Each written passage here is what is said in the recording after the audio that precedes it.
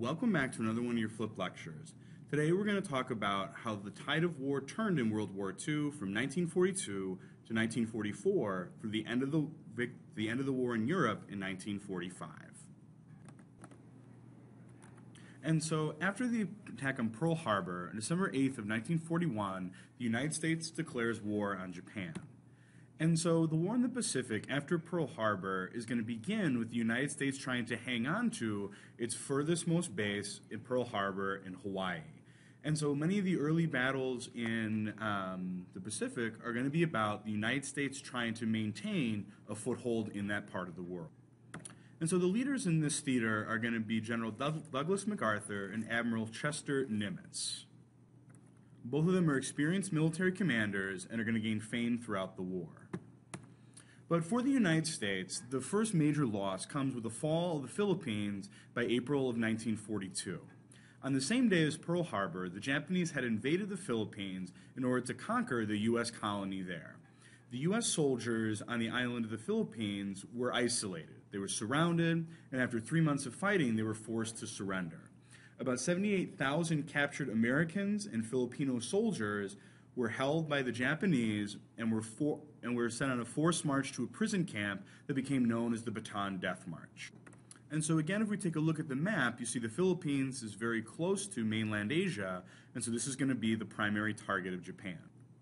But after Americans and the Philippine soldiers are captured, they are sent out on a march that becomes known as the BATAAN Death March. And for 65 miles, thousands of soldiers are going to die along the way. They're not given food, they're not given water, there are routine beatings, executions, and after the war, this is going to be considered by the world community to be a war crime.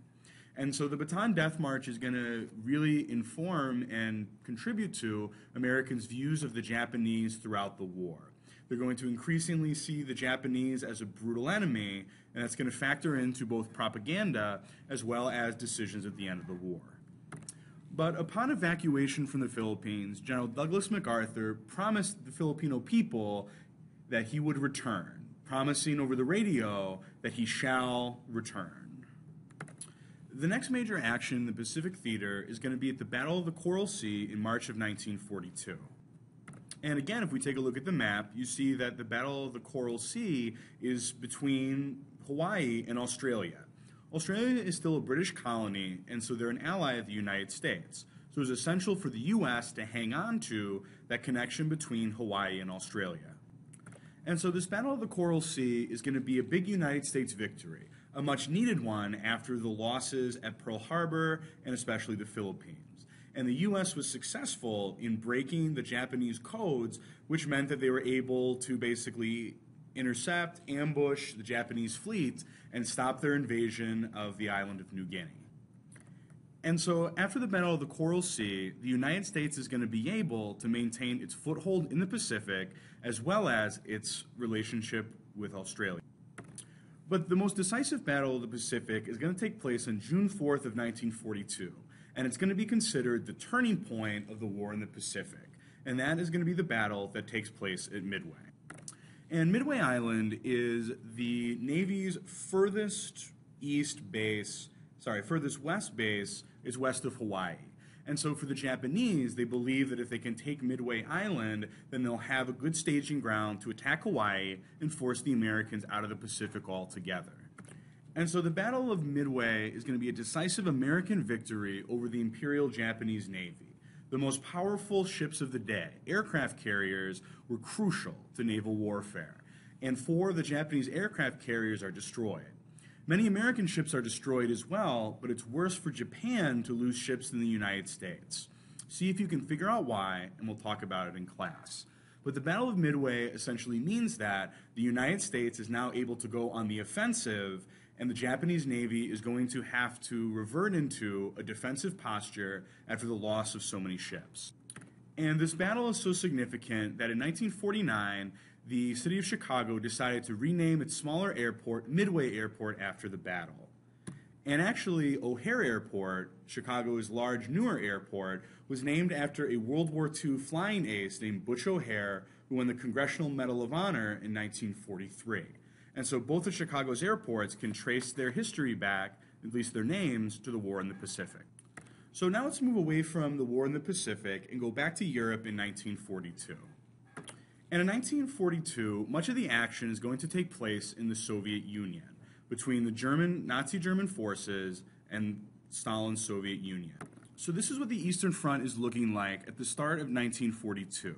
As you can see, everything shaded blue was controlled by the Axis powers, and they pushed very deep into the Soviet Union, laying siege to Leningrad, attacking Moscow, and essentially the Nazis at this point are in control of Europe. But then one of the most crucial errors in the Nazi strategy is going to take place at the Battle of Stalingrad. Stalingrad is going to last from July 17th of 1942 all the way to February 2nd of 1943. And the Nazis' goal of this is to destroy the Soviet economy by pushing past Stalingrad to capture oil fields and railroads in the Caucasus region of Russia. And if we take a look at where Stalingrad is, that area just to the south of Stalingrad is a very rich oil-producing area. And so for the Nazis, the capture of Stalingrad is going to mean for them access to all those resources as well as cutting off the Soviet Union from those resources. And Stalingrad is characterized by fierce fighting, where literally they are fighting house to house over this city. And the city is going to be completely rubble by the time the battle is over.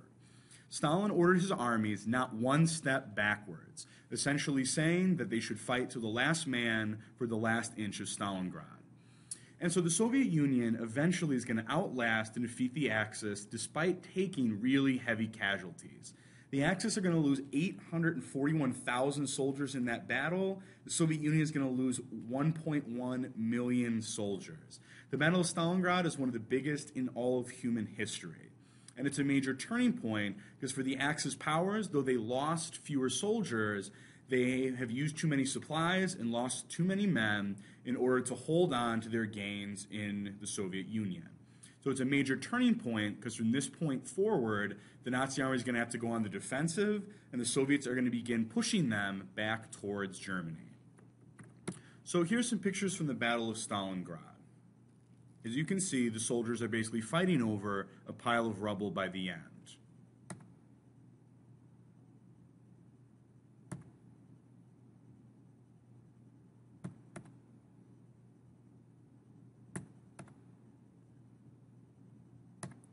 And so in the aftermath of the Battle of Stalingrad, though much has been lost, this is going to be one of the most decisive points in the entire war.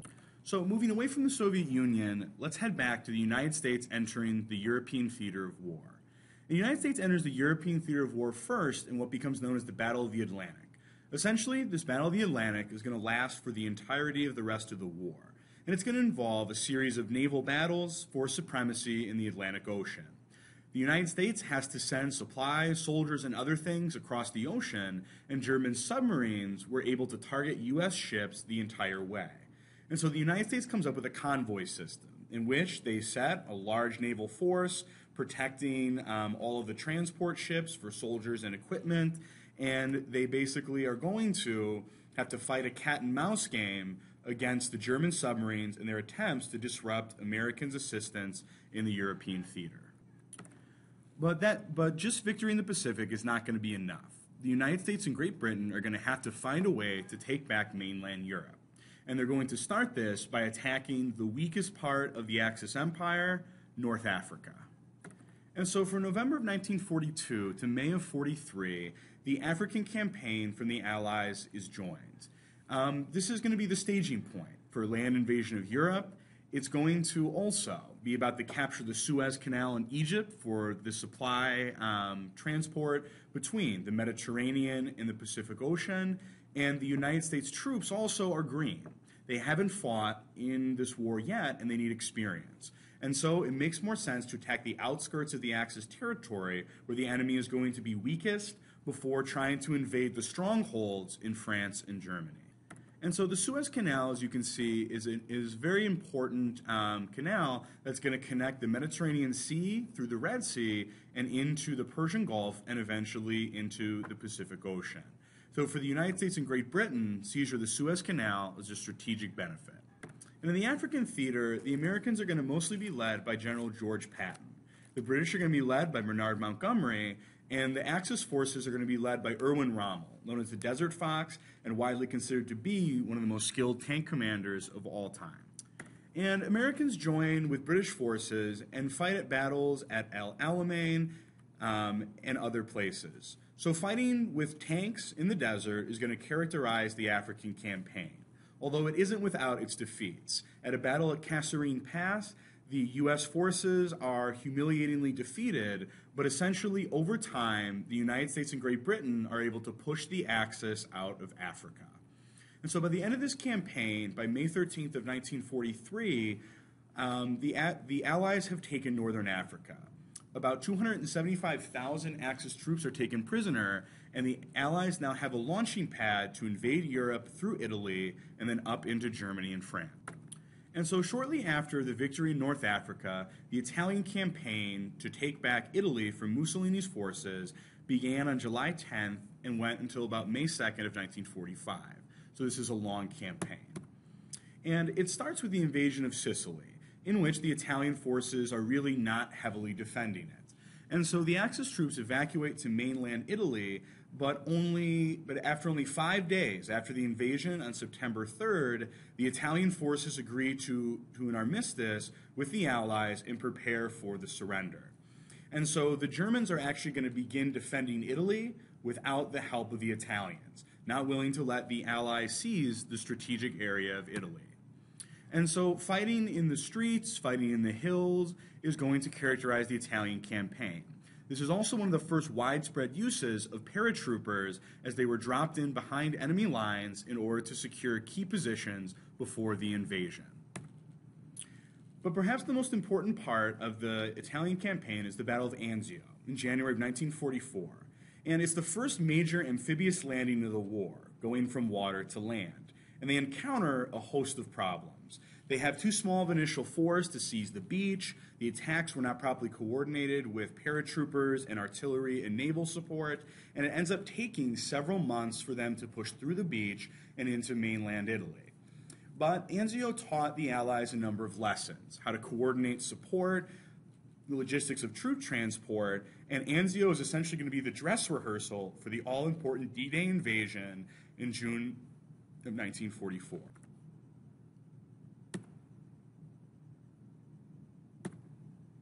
And so by June 5th of 1944, Rome, the capital of Italy, is going to be liberated by the Allied forces. Italians had surrendered before, and the Axis had finally been pushed out of the major cities.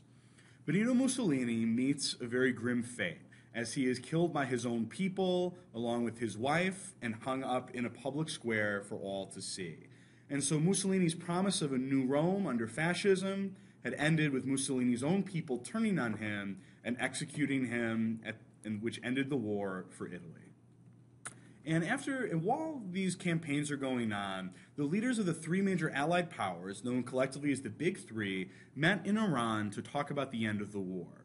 They agreed on plans to invade Germany, and the Soviet Union made an all-important pledge to support the war against Japan once victory in Europe was won. Remember that idea, because it's going to come up later. They also agreed that they were going to break up Germany into several zones, as well as the capital of Berlin, and they proposed the United Nations to replace the defunct and useless League of Nations. And so it's at this point that the Allies prepared to try to win the all-important victory in Europe. In Operation Overlord on June 6 of 1944, also known as D-Day or the Longest Day, is going to be the key to the liberation of France and the eventual defeat of Germany. And Operation Overlord essentially was the massive amphibious invasion of France, with both the United States, Canada, and Great Britain contributing troops to the effort. The plan was to sail across the English Channel and land on 5 key beaches in the Normandy region in northern France. They were expecting to meet heavy resistance, and so airborne troops were going to be lifted in behind enemy lines in order to, again, try to seize strategic positions before the start of the formal invasion. And so this amphibious invasion involved 100,000 soldiers going from small landing crafts onto the beaches of northern France. it ends up being an incredible success, but at the cost of about 12,000 casualties. And so once the D-Day invasion was secured, the Allies began their fight through France towards the liberation of Paris and the defeat of the Axis powers. And so, like Italy, the massive use of paratroopers is going to be something that's going to contribute greatly to the Allied victory in this part of the war. Soldiers were loaded onto these amphibious crafts, and they were asked to land on the beaches and secure them. The fighting is going to be fierce and difficult, but ultimately the Allied invasion is a success, and the United States, Great Britain, and France have the foothold they need to begin pushing back against the Nazis. And so if we see the map here, here's how the invasion went. You pay attention to the blue lines, that's where the landings happened. And so the liberation of Europe began after the Normandy invasion, with both the British and the American forces sweeping through Paris and pushing into mainland Germany. The forces inside of France are going to put up a very staunch fight, but overwhelming support for the United States is going to overwhelm the German forces that were split, with a lot of German forces, supplies, and attention being thrown at the Soviet Union. And so by August of 1944, Paris is liberated, and the Allies had successfully pushed Germany completely out of France. And by October of 44, the Allies were on the border of Germany, and Germany itself was under attack from the east, from the Soviet Union, and from the west, from the United States and Great Britain.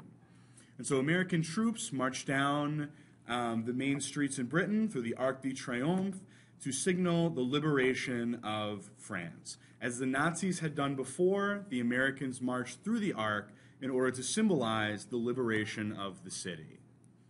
And so by October of 1944 and May of 45, Nazi Germany was on their last legs, was preparing for the last stand to defend the Reich. In the Battle of the Bulge, December of 1944 and January of 45, is going to be the last major battle of the war in Europe. And essentially what this Battle of the Bulge is a massive surprise attack along a huge front that creates a bulge in the traditional battle lines on the border of Germany. And so this is Germany's final gambit. It's their last-ditch attempt to try to defeat the Allies. And so along 50 miles, the Germans launch a surprise attack through the Ardennes forest, where a World War I battle had been fought just 20 years earlier. And about 800,000 American casualties and 100,000 Nazi casualties are going to make this one of the bigger battles of the war. But essentially, after this final attempt, the war is over. The Nazis are not going to be able to win and can only hope, desperately hope, to hold out a defense of Berlin. So this battle takes place in the winter, and conditions are particularly harsh for both sides. But ultimately, it's going to be this final battle that's going to put the nail in the coffin of Nazi Germany. And so once the war looks like it's coming to an end, the Big Three met again at Yalta. And in February of 45, the Big Three decided to split Germany up into 4 zones. And so the idea of this was that each of the Allied powers would get a certain zone of control of Germany after the war, so that they could never be a threat again to world peace. Also, they agreed that a series of trials for war crimes, of things like the Holocaust as well as the Japanese war crimes, would take place after the war. And finally, the Soviet Union agreed to enter the Pacific War 90 days after the defeat of the Nazis. Remember that 90 days, because again, it's going to come up later. And so at this point, Germany prepared for its last defense of Berlin.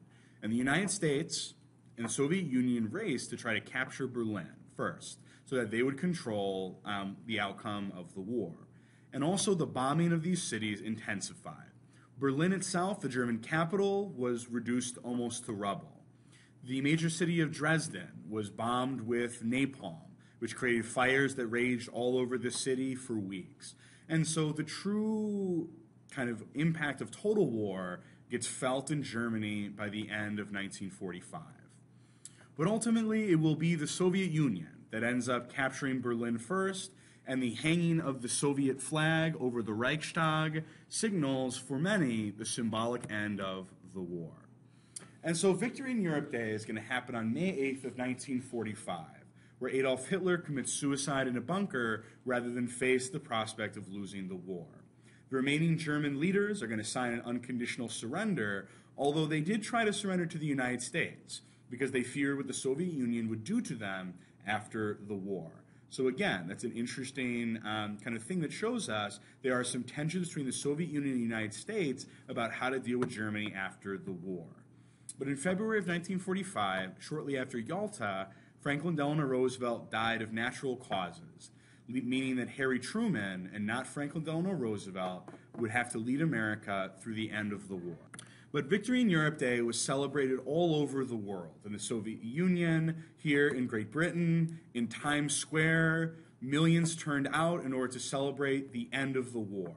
And so the thing that had dominated world history since 1939 was finally coming to an end. And Americans, Britons, and Soviets all breathed a sigh of relief that their struggle was finally coming to an end. However, for the United States, the war was not yet over. They would then have to turn their attention to the Pacific and the final defeat of the Axis powers in the Axis powers by defeating Japan. And so at the end of the war, there's still a lot of questions remaining. What's going to happen to Germany? Will the United States and the Soviet Union remain in an alliance? But at this point, the world no longer cares. The war is drawing to a close.